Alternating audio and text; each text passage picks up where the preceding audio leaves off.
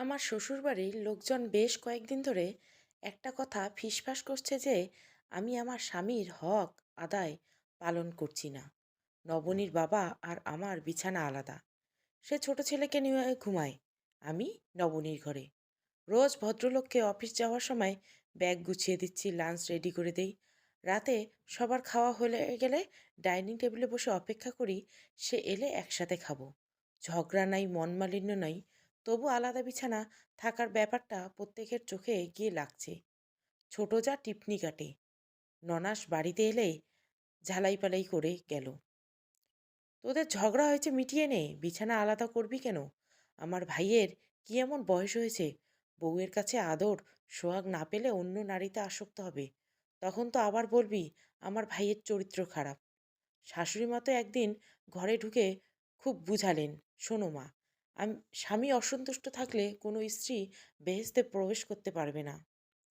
সকাল 5টায় ঘুম ভাঙে, রাত 11টায় বিছানায় পিঠ ঠেকানোর সুযোগ হয়। শরীর মন দুটোই ক্লান্ত থাকে। একেবারে ইচ্ছা করে না বাজে তর্ক করে শক্তি খরচ করতে। এক কান দিয়ে শুনে আর এক কান দিয়ে বের করে দেই। অবশ্য বিবাহিত জীবনে সুখী হতে হলে আপনাকে কথা হজম করার অভ্যাস গড়ে তুলতে হবে। এতে সুখী হওয়া যায় কি না, তবে সংসারে শান্তি থাকে। তা যা বলেছিলাম, ছেলে মেয়ে বাবারও কিন্তু বউকে ছেড়ে ঘুমানোর অভ্যাস নেই। এক সপ্তাহের জন্য বাবার বাড়ি গেলে 4 দিনের দিন ফোন করে বলে লাগেজ গুছাও, তোমাদের নিতে আসছি। একসময় খুব রাগ করতাম, এখন অভ্যস্ত হয়ে গেছি। বিয়ের 16 বছর পরেও আসিফ ঘুমের ঘোরে বিছানায় হাতড়ে আমায় খুঁজে। শারীরিক চাহিদার জন্য নয়, আসলে অভ্যাস। দুটো মানুষ পাশাপাশি থাকতে থাকতে মনের অজান্তে একটা শরীর পরিণত হয়। তখন একজনের অবর্তমানে অন্যজন ভীষণ অসহায় হয়ে পড়ে। অতএব আসিফেরও কষ্ট হচ্ছে। তবু দিন 15 আগে আসিফ অস্থির হয়ে বলল, নীরা, ভাবতে পারছো আমাদের ছোট্ট নবনী প্রেম করেছে? ভাবতে পারো না কেন? নবনীর বয়স 14। কিশোরী বয়সে মেয়েদের আবেগ সবচেয়ে বেশি। আসিফ দু হাতে মুখ ঢাকলো। সব আমার দোষ। আমি যদি তোমার কথা শুনে ওকে ফোন গিফট না করতাম। মেয়েটা ওর জন্মদিনে একটা স্মার্টফোন উপহার চাইছে, আমি কি করে না করতাম বলো? ছেলেটার খোঁজ নিয়েছো? হুম। ক্লাস 6-এ ওঠায় পড়াশোনায় পাঠ চুকিয়েছে, মোটর মেকানিক। বয়স 20-22। দেশের বাইরে পাবো না। আহা, এত কিছু কে জানতে চেয়েছে, চুপ করো। আসিফ রেগে ফেটে পড়ল। চুপ থাকবো? তুমি কি বলছো নীরা?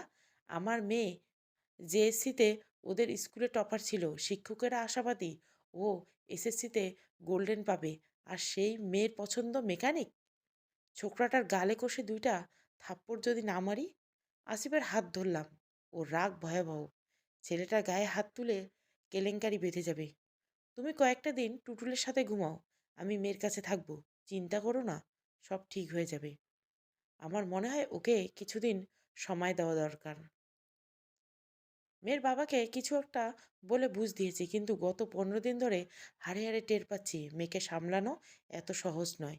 এত পড়াশোনা নয় যে পরীক্ষায় রেজাল্ট খারাপ করে রুটিন মাফিক কয়েক ঘন্টা টেবিলে সময় দিয়ে অবস্থার উন্নতি ঘটাবো, অথবা মেয়ের শরীর খারাপ, রাত জেগে ওর সেবা করব, গল্পের বই পড়ে শোনাবো, মন খারাপ হলে ঘুরতে নিয়ে যাব।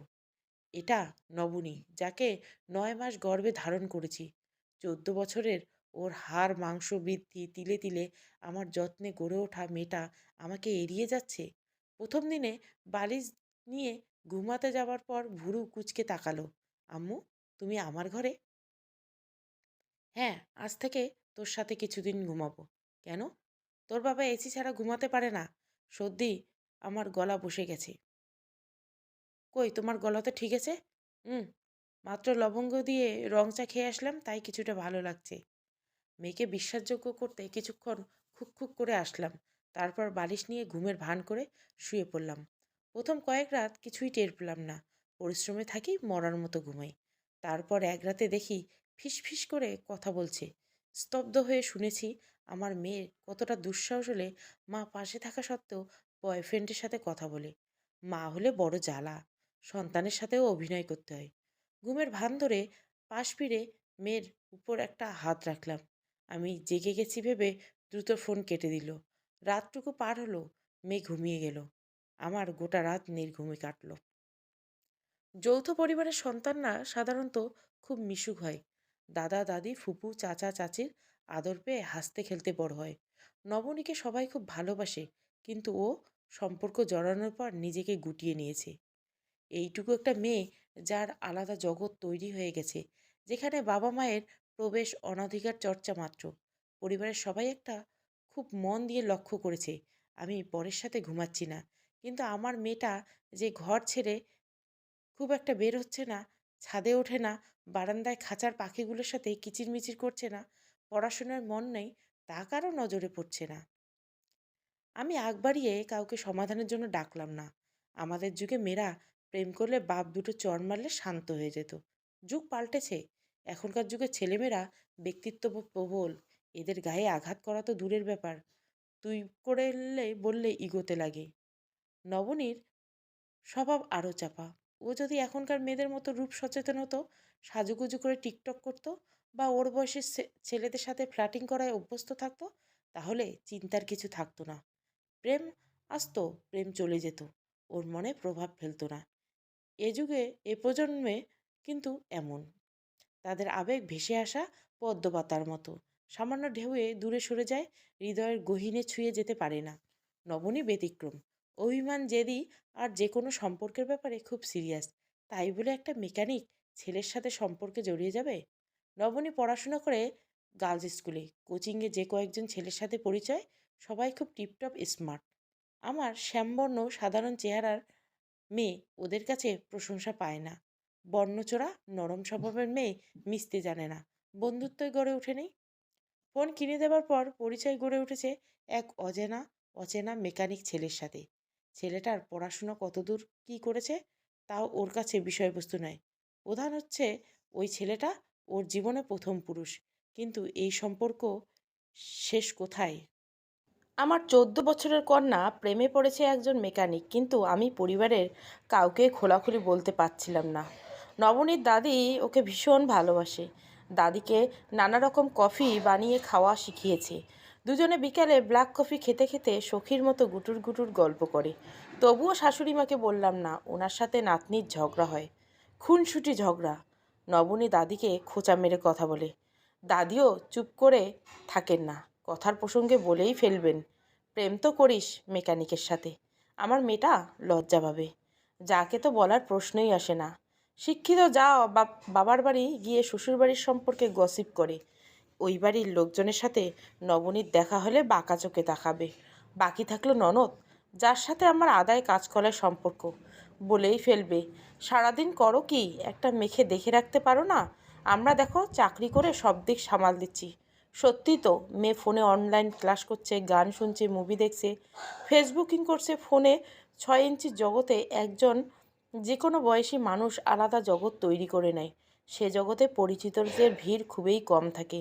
গুটি কয়েক অপরিচিতদের মানুষকে নিয়ে মেসেঞ্জারে ঝড় ওঠে, বন্ধুত্ব গড়ে ওঠে। সেই আমার মেয়েটাই সম্পর্ক বন্ধুত্বের চেয়ে বেশি কিছু হয়েছে। অজানা মানুষ সম্পর্কে ফ্যান্টাসি বেশি থাকে। আমাদের সময় যেমন রং নম্বরে প্রেম করা একটা চল হয়ে গিয়েছিল। আমি আর আমার মেয়ে বাবা রাতে খাবার টেবিলে ফিসফাস করে আলাপ করি। আসিফ জানতে চায় এখনও কথা বলে। চ্যাট করে, তবে গভীর রাতে বাথরুমে ফোন নিয়ে গিয়ে অনেকক্ষণ কাটায়। আসিফ কিছুই খাচ্ছে না, ভাত নাড়াচাড়া করছে। নীরা, এখনকার ছেলেমেয়েরা দেখা নাই, সাক্ষাৎ নাই, শুধু ফোনের মাধ্যমে ভয়ঙ্কর অপরাধ করে ফেলে জানো। ছেলেটা যদি খুব বাজে হয়, আমার মেয়েকে ব্ল্যাকমেল করে। ও খাওয়া ছেড়ে উঠে চলে গেল, আমারও খাওয়া হলো না। থালাবাটিগুলো গুছিয়ে মেয়ের ঘরে এলাম। মেয়ের ঘরে ডিম লাইট জ্বলছে, উবু হয়ে শুয়ে ফোনে কথা বলছে। আমায় দেখে দ্রুত কান থেকে ফোনটা সরিয়ে চোরা দৃষ্টিতে তাকালো, ভীত হরিণীর চোখ। ওর চাহিনি দেখে কোনো প্রশ্ন করলাম না। রাত 3টায় মেয়ে চুপি চুপি ফোন নিয়ে বাথরুমে ঢুকতেই আমি দরজা নক করলাম। নবনী, তুই বাথরুমে? এতক্ষণ কি করিস? নবনী দরজা খুলল। আতঙ্ক মুখ সাদা হয়ে গেছে, গলা দিয়ে স্বর বেরোচ্ছে না। ফিসফিস করে বলল, তুমি বাথরুমে যাবে? উজু করব, তাহাজ্জুদের নামাজ পড়ব। সংসার, পরিবার, পরিজন, অর্থের মোহে আল্লাহকে ভুলে যাই। নামাজে বিছানায় কাঁদতে কাঁদতে আমরা ক্ষণস্থায়ী দুনিয়াকে চাই। হে আল্লাহ, মুশকিল আসান করুন, সন্তানদের ভালো রাখুন, রোগবালাই দূর করুন, এই তো আমাদের চাওয়া। দুনিয়ার মোহে এতটাই মত্ত আমরা প্রার্থনায় নিজের রবকে চাইতেই ভুলে যাই। আল্লাহর দিদার লাভের তাগিদায় আমরা কজন জায়নামাজে দাঁড়াই। আজ যেমন মোনাজাতে মেয়ের ঘুমন্ত মুখে দেখে পড়তে অনবরত গনুবেশ বেয়ে জল ঝরছিল। হে পরম করুণাময়, আপনি আমার মেয়েকে ভালো রাখুন, ওকে সঠিক পথে চেনার তৌফিক দান করুন। বাকিটুকু তো জায়নামাজেই কাটালাম। সকালে ওর বাবা একটা অদ্ভুত কাণ্ড করলো। মেয়ে যথারীতি ফোনের স্ক্রিনের দিকে তাকিয়ে কোচিংয়ের জন্য রেডি হচ্ছে। ওর বাবা অফিস যাবার জন্য তাড়াহুড়ো করছে। মেয়েকে কোচিং সেন্টারে রিক্সা করে পৌঁছে দিয়ে তারপর অফিসে বাস ধরবে। আজ গামছা মুখ মুছতে মুছতে বাথরুমের করিডোর পার হতে গিয়ে মেয়ের সাথে হোঁচট খেল। নবনী অসতর্ক ছিল। ফোন মেঝেতে ছিটকে পড়ে স্ক্রিন ভেঙে চৌচির হয়ে যায়। নবনী একটা চিৎকার দিয়ে ফোন তুলে কান্না শুরু করলো। আব্বু, তুমি এটা কি করলে? সরি মা, আমি একদম দেখিনি। মেয়ে করে কাঁদতে লাগলো। ওর দাদা দাদি ছুটে এলো। কাকি, ছোট চাচা সবাই মেয়ের বাবাকে দোষারোপ শুরু করলো। আহারে, এত দামি ফোনটা মাত্র 3 মাস হলো ব্যবহার করেছে, তোর কোনো আক্কেল জ্ঞান নাই? বুড়ো বয়সে বাবা মায়ের গালি শুনে আসিফ মুখ ভার করে রইল। সবাই মেয়েকে নিয়ে চলে গেল। আমার আর আসিফের দৃষ্টি বিনিময় হলো। আমি কৃতজ্ঞতায় মাথা নিচু করলাম। তারপর কয়েকটা দিন বেশ আরামে কাটলো। মেয়েকে বাবা কোচিংয়ে নিয়ে যায়, আমি নিয়ে আসি। রাতে কোনো দিন আমি ঘুমাই, কোনো দিন ছোট ভাই ওর পাশে ঘুমাই। যদিও জানতাম বিপদ এত সহজে কাটবে না, তবুও খানিকটা নিশ্চিত। একদিন বাড়িতে গেস্ট এলো। বাড়িতে প্রচুর রান্নার ঝামেলা। আমি কোচিং সেন্টারে যেতে পারলাম না। মেয়ে বাড়ি ফিরল দুপুর 2টার সময়। কী রে, তোর এত দেরি হলো? ফোন ঠিক করে নিয়ে এসেছি, শ্রাবণীর ভাইয়ের দোকানের ফোন, ওই নিয়ে গেল। আনন্দে ঝলমল করছে ওর চেহারা। দেখি তোর ফোন। এই দেখো, স্ক্রিন চেঞ্জ করে ফেলেছি। ফোনের টাচ তো ঠিকই কাজ করছে। ও, কত টাকা নিল? মাত্র 1000। মেয়ে উঠতে উঠতে ওর রুমে ঢুকে গেল। সেদিন রান্না করেছি বাসন্তী পোলাও, মুরগির কোরমা, বেগুন ভাজা, চিংড়ি দো ভাজা, আলু দিয়ে গরুর গোশত, রসা ঝোল, মুগ ডাল। সবাই তৃপ্তি নিয়ে খাবার খেলো। আমার গলা দিয়ে ভাত নামলো না। মেয়ের বাবাকে সেদিন কিছু বললাম না। আত্মীয় স্বজন বেড়াতে এসেছে, বেচারারা একটা দিন অন্ততপক্ষে শান্তিতে থাক। আবারও আগের রুটিন। মা হয়ে গোয়েন্দার মতো নজরদারি, তাহাজ্জুদের নামাজ পড়া তো অভ্যাস বানিয়ে ফেলেছি। ক্লান্তিময় দিনের শেষে টেনশন, সারা রাত ঘুমাতে পারি না, রোগা হয়ে গেছি, চোখের নিচে কালি, সারাদিন ঘুম ঘুম লাগে। আসিফ তো বলেই ফেললো, চেহারার কি হাল করেছো, একবার আয়নায় দেখেছো? নীরা চুপচাপ, এই সমস্যার সমাধান হবে না। তুমি মেয়েকে ডেকে আনো, ওর গালে ঠাস করে 2টো চড় মারি, আর ছেলেটার ব্যবস্থা আজ রাতেই করবো। আমার কাছে একটা সমাধান আছে। কি? আমি ছেলেমেয়েকে নিয়ে 1 মাস গ্রামে থেকে আসি, কোনো সমস্যা হবে না। আর ওরা অনেকদিন বদ্ধ ঘরে থেকে হাঁপিয়ে উঠছে। আসিফ হাসলো। টয়লেট দূরে, কাঁচা নলকূপের পানি, মশা, টিনের ঘর, লাকড়ির চুলার রান্না, তুমি কি মানিয়ে নিতে পারবা? বললাম, মা হলে পারতেই হয়। আর বাবাদের কষ্ট কিছু কম বই কি? তা ঠিক বলছো। বাবারা কষ্ট পেলে মায়েদের মতো গলা জড়িয়ে ধরে কাঁদতে পারে না, তাই দুঃখ কম হয়। তুমি 1 মাস এখানে ম্যানেজ করে নিও। ম্যানেজ করেই তো 3 মাস পার করলাম, লাভ হলো কই? যেতে চাচ্ছ যাও। টিনের চালে ধুমধাম ঢিল পড়লে ভয় পেও না, বাতাসে মরা ডাল পড়ে। টিনের ঘরের সুবিধা নিতে যাচ্ছি স্যার। তোমাদের টিনের ঘরে নেটওয়ার্ক থাকে না। কয়েকটা দিন শান্তিতে ঘুমিয়ে আসলাম। শাশুড়িকে বলতেই রাজি হয়ে গেল। তিনি গ্রামে যাওয়ার জন্য মুখিয়ে থাকেন। ছেলেমেয়ের একজনও গ্রাম পছন্দ করে না। ওদের কি ছলে বলে মানিয়ে ট্রেনে উঠালাম, সে আর এক যুদ্ধ। ট্রেনের জানলায় একটার পর একটা গ্রাম চলে যাচ্ছে। মনটা কিশোরীর মতো ফুরফুরে হাওয়ায় ভাসছে। নবনী কতদিন পর দাদির সাথে, ছোট ভাইয়ের সাথে হাসছে, গল্প করছে। ফোন যদিও হাতে, তবু সময় দিচ্ছে পরিবারকে বেশি। চা গরম করে চাওয়ালা কেবিন পার হতে নবনী বায়না ধরল, আম্মু, আমি ট্রেনের চা খাবো। চা এনে দিলেন, বিচ্ছিরি তেলে তেলে চা। নবনী তাও সুরুত সুরুত করে চা খাচ্ছে। আমি জানি মেয়ে এত সহজে ওর প্রথম প্রেম ভুলে যাবে না।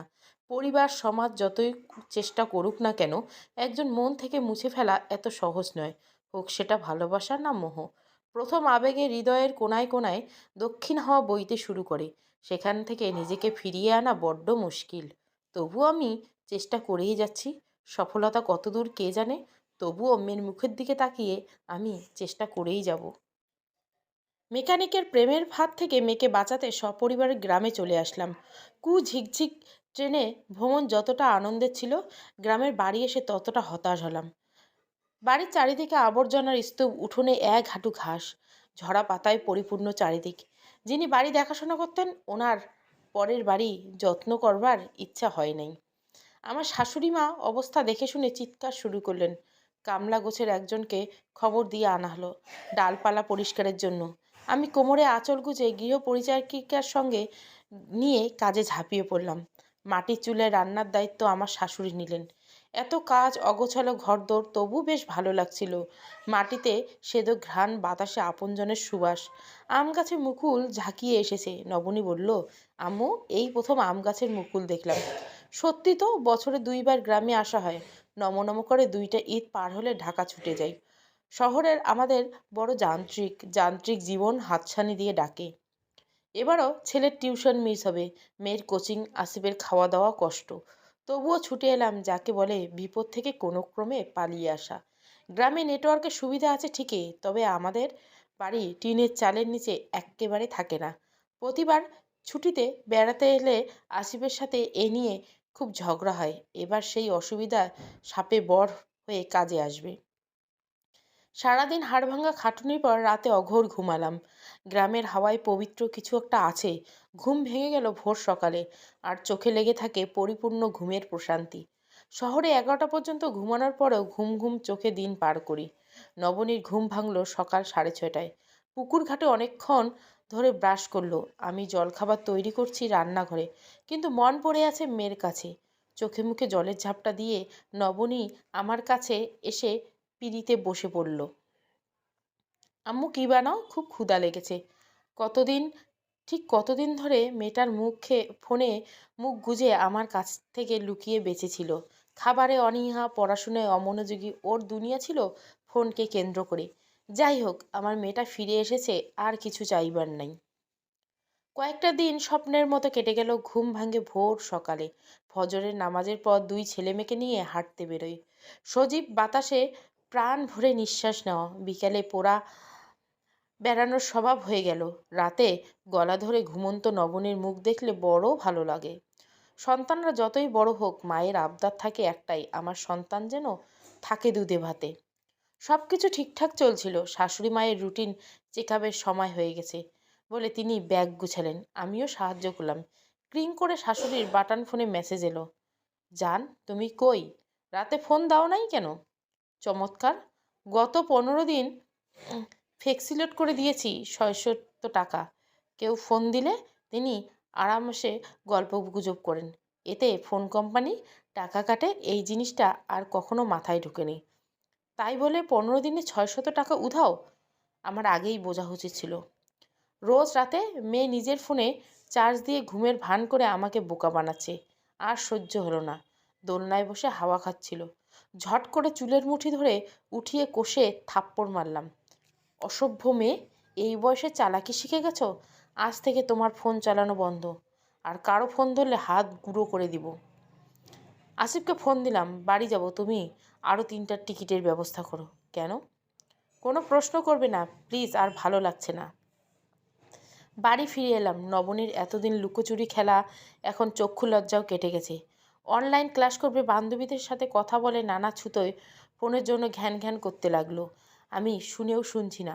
আসিফ বলল, কী আর করা যায় বলো তো? শোনো, এই বয়সে যে কোনো মেয়ের বিয়ে, সংসার নিয়ে ফ্যান্টাসি শুরু হয়। সেখান থেকে প্রেমের সূত্রপাত। আমাদের মেয়েও তাই। চেনা নাই জানা নাই অনলাইনে পরিচয় একজনের সাথে প্রেম প্রেম খেলা খেলছে। সেই ছেলেটা ওর ফ্যান্টাসির পুরুষ। ওর সাথে এমন একজনের পরিচয় করে দেওয়া দরকার, যার স্বপ্নটা অনেক বড়, অনেক, যে ওকে অনেক জানিয়ে দিবে। মেয়েদের স্বপ্ন শুধু ঘর সংসার সাজানোর আগে তাকে আগে মানুষ হতে হবে। আমার মেয়ে মানুষ হোক। আসিফ কিছু বলল না, কিন্তু 7 দিনের মাথায় চশমা পরা অপূর্ব একটা মেয়ে দরজায় নক করলো। অর্পিতা মজুমদার, ঢামেকের ছাত্রী, বয়স 19। মিষ্টি এসে বলল, আন্টি, আমি আজ নবনীকে পড়াবো। আজ থেকে? জি, আজ থেকে। নবনী বাড়িতে নাই? হ্যাঁ আছে, তুমি একটু বসো।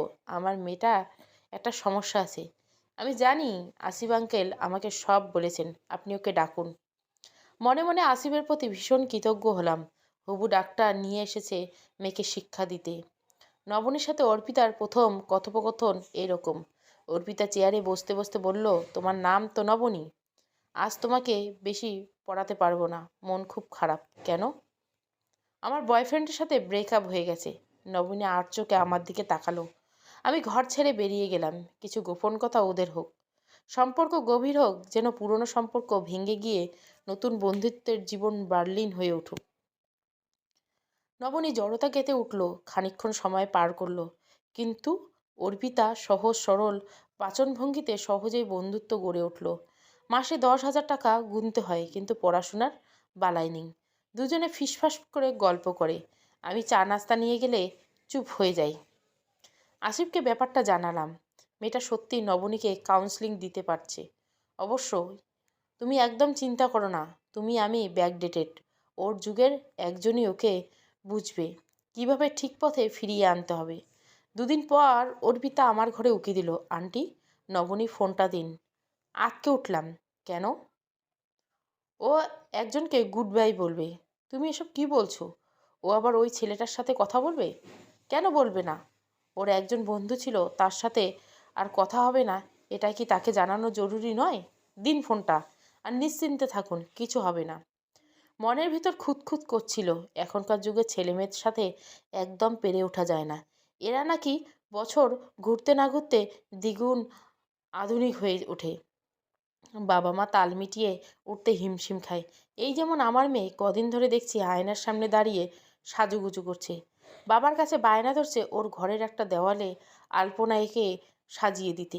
আসিফ ওর পরিবর্তন ভীষণ উপভোগ করছে। খাবার টেবিলে ফিসফিস করে বলে, দেখলে তো মেয়ে কেমন দিনে দিনে প্রাণ প্রাচুর্য ফিরে পাচ্ছে। নবনীর আচরণে আমার কিন্তু বিশ্বাস হয় না। ঘরপোড়া গরু সিঁদুরে মেঘ দেখলে ডরায়। ওর হঠাৎ পরিবর্তন, যাবতীয় উচ্ছ্বাস লোক দেখানো হলো। সত্যি কি মেয়েটা ওই ছোকরাকে ভুলে গেছে? আসিফ আমার কথা শুনে হেসেছিল। আরে এত চিন্তার কিছু নেই, হঠাৎ আসা আবেগ হঠাৎ মিলিয়ে যায়। নবনী একদিন বায়না ধরলো, আম্মু আজ রাতে আমার সাথে ঘুমাবে। আমি জানতাম এই আবদারের মাঝে কিছু একটা ছিল। রাতে মেয়ে আস্তে করে জড়িয়ে ধরে, সরি আম্মু, আমাকে ক্ষমা করে দাও। তুমি আমার সাথে কথা বলো না কেন আম্মু? বুকের ভিতরটা যে দুরু দুরু উঠছিল, অনেকটা কেটে গেল। মেয়েকে শক্ত করে জড়িয়ে ধরলাম, বিপদ কেটে গেছে। গল্পের শেষ ভালো হলো, সব ভালো। ছেলে মেয়ের বানাতে বান্দরবন ঘুরতে যাবার প্ল্যান করলাম। নবনী খুব খুশি, 7 দিন আগের থেকে ব্যাগ গোছানো শুরু করেছে। হঠাৎ ওর চিৎকার শুনে ওর ঘরে ঢুকলাম। আম্মু, অর্পিতা ম্যাডাম সুইসাইড করেছে। কি? নবনী হু হু করে কেঁদে দিল। আমি মেয়েকে সান্ত্বনা দেব কি নিজেই থরথর করে কাঁপছিলাম। ওর মাথায় হাত বুলিয়ে বললাম, বলো তো মা, ওর সাথে তোমার খুব কথা হতো, ওর সুইসাইডের কারণটা কি? এত বিলিয়ন স্টুডেন্ট আরও কি না? ওনার এক ক্লাসমেটের সাথে রিলেশন ছিল মা। ছেলেটা ম্যামকে ধোকা দিয়েছে। মাথা ঝিমঝিম করতে লাগলো। বুকের ভিতরে যে শক্তিময় হাওয়া বইছিল, সেখানে টুপ করে ঝড়ের তাণ্ডব শুরু হয়ে গেল। মেয়ের এক সমস্যা মিটতেই নিশ্চিন্তে বসে আছি, সামনে বিশাল বন্ধুর পথ। আমাদের সন্তানরা কবে বড় হবে? সমাপ্ত। গল্পটা ভালো লাগলে অবশ্যই লাইক, শেয়ার এবং সাবস্ক্রাইব করবেন। Thank you for watching. আর আমার গল্প প্লিজ কেউ কপি করবেন না। আমার ভয়েস দিয়ে কেউ ভিডিও ছাড়বেন না, আমি কিন্তু কপিরাইট ক্লেম দেবো। Thank you for watching.